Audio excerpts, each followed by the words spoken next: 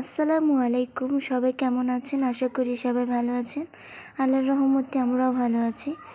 কাল রাতে আমার বড় দুলাভাই আমাদের জন্য, আমরা হলাম 5 বোন।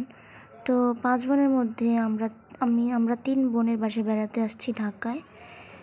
তো এতদিন বড় দুলাভাইয়ের বাসায় ছিলাম। এখন যেটা আমার বড় বোন, আমার 4 নম্বর বোন, এখন সেই দুলাভাইয়ের বাসায় আসছি। তো আমার 4 নম্বর দুলাভাই উনি একটা 4.5 কেজি মুরগি এনেছে কাল রাতে। তো মুরগিটা ভালোভাবে আমার আব্বু কেটে নিয়েছে। কেটে নেওয়ার পর এক একটা মুরগির ঠ্যাঙই হয়েছে 1 পার মতো। এটাকে খাসি মুরগি বলে। তো এত বকবক না করে রান্না চলে এসেছি। রান্না বসিয়ে দিয়েছি। প্রথমে পেঁয়াজ লাল লাল করে ভেজে নিয়েছি, তারপর যাবতীয় যা মশলা আছে সব দিয়ে দিয়েছি। মুরগিতে একটু ঝাল ঝাল না হলে মুরগির টেস্টটা ভালো হয় না, খেতে বমি আসে। তো চেষ্টা করবেন মুরগি রান্না করার সময় একটু ঝাল ঝালভাবে রান্না করতে। তো তেল কম হয়ে গেছে, তার জন্য আরেকটু তেল অ্যাড করেছি। সেই সাথে জিরে গুঁড়ো দিয়েছি। জিরে গুঁড়ো ছিল না আমাদের বাটা, তো আস্ত জিরে দিয়ে দিয়েছি। ধনিয়া গুঁড়ো দিয়েছি, পরিমাণ মতো লবণ দিয়েছি। তো পানি দিয়ে মশলাটাকে ভালোভাবে কষিয়ে নিয়েছি আগে। তো এখন মুরগির টুকরোগুলো দিয়ে দিচ্ছি।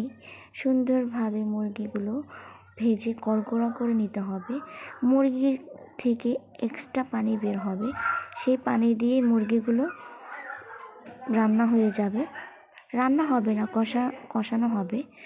তো মুরগিগুলো এখন আমি কষানোর জন্য ঢেকে দিচ্ছি।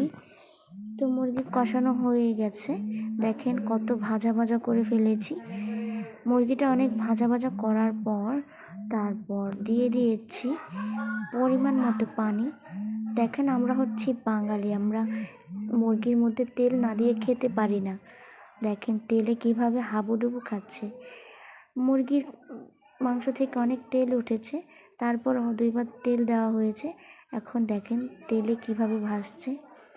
তো এর ফাঁকে কিছু মাছ ভুনা করছি। 2 রকম মাছ এখানে, ইলিশ মাছ আর সাথে এটা কী মাছ আমার জানা নেই। তো দেখেন মাছগুলো কত সুন্দরভাবে ভুনা হয়ে গেছে, আর মুরগির চেহারাটাও দেখেন কি দারুণ হয়েছে।